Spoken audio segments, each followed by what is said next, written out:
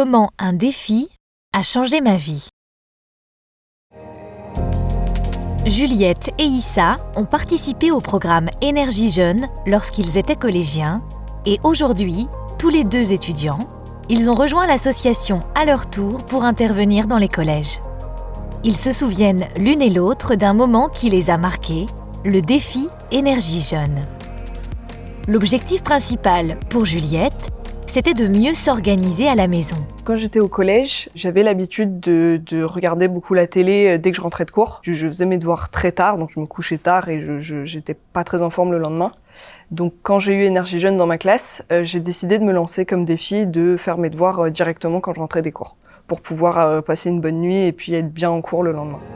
En effet, elle savait qu'elle se sentirait contente le lendemain si elle faisait ses devoirs plus tôt. Je prenais pas de plaisir à faire mes devoirs, alors que le soir, souvent, je me rendais compte que en fait, j'aimais bien les exercices, parce que je les faisais le soir, quand j'étais fatiguée et que j'avais pas envie. Et je me disais, c'est dommage, j'aurais pu bien les faire et être contente le lendemain parce que je les avais faits.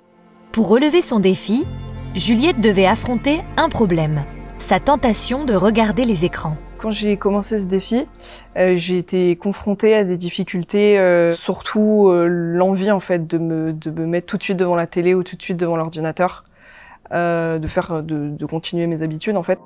La solution pour Juliette ? Adopter une nouvelle habitude. Quand je rentrais à la maison, j'ai décidé de faire en sorte que la première chose que je fasse soit d'aller directement dans ma chambre, d'ouvrir mes cahiers et de réviser.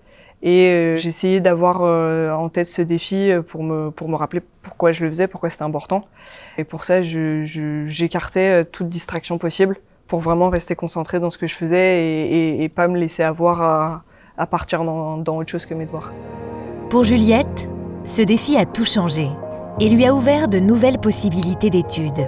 Ce que ça m'a apporté de réussir ce défi, j'étais fière de moi d'avoir réussi à bien faire mes devoirs, à bien faire ce que j'avais à faire correctement, à me coucher plus tôt, à bien dormir et du coup le lendemain à être plus éveillée en cours, donc à prendre plus de plaisir en cours et à mieux suivre, donc avoir de meilleures notes aussi. Je pense que j'ai gagné aussi un peu d'assurance en voyant que j'étais capable de faire bien les choses et que j'étais contente de moi en fait. Pour Issa, le défi était plutôt de se concentrer en classe. Alors en classe, j'étais pas toujours concentré, j'écoutais pas toujours les cours et je me suis dit c'était dommage et je voulais vraiment essayer de m'améliorer au collège. Donc quand Énergie Jeune est venue dans ma classe et qu'on devait choisir un défi, je me suis dit être plus concentré en classe, ça va beaucoup m'aider. Pour se motiver, il se disait notamment qu'il serait fier de lui. Je savais qu'en choisissant ce défi de me concentrer en classe, j'allais pouvoir améliorer mes notes et donc du coup déjà être fier de moi et aussi pouvoir choisir l'orientation que je voulais. Le problème qu'Issa devait surmonter, c'était avant tout la tentation de bavarder avec ses camarades. Le problème que je devais surmonter, c'est que on est toujours tenté de bavarder, on a notre copine, notre copain à côté, donc on a envie de lui parler, ou même quand on est fatigué, on a du mal à écouter le professeur. La solution, Issa l'a cherchée auprès de ses amis, mais aussi et surtout en lui-même.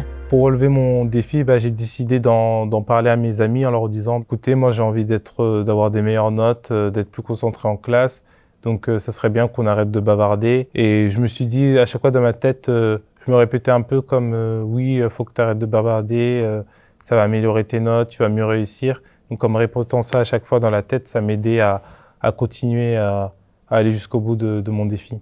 Relever ce défi a été déterminant pour Issa, qui poursuit aujourd'hui les études dont il rêvait. Relever ce défi m'a permis d'augmenter mes notes. Mes professeurs étaient très contents de moi, ma famille aussi était très contente de moi. Mes amis, ça les motivait à se dire que si Issa elle a réussi, moi aussi je peux réussir. Ça m'a beaucoup aidé. Pour terminer, nous avons demandé à Juliette et à Issa un conseil qu'ils donneraient à des collégiens. Le conseil que je donnerais aux collégiens et aux collégiennes, c'est de ne pas reporter à demain ce qu'ils peuvent faire aujourd'hui et de commencer à se lancer les défis dès maintenant, de ne pas attendre pour vraiment pouvoir exploiter leurs capacités dès aujourd'hui et pouvoir s'en servir le plus tôt possible. Et moi, le conseil que je donnerais, c'est de ne jamais abandonner, de toujours persévérer. C'est vrai que parfois, on peut peut retomber. Moi aussi, parfois, j'ai continué à bavarder, mais j'avais toujours mon objectif en tête et en continuant à faire des efforts, à la fin, on réussit.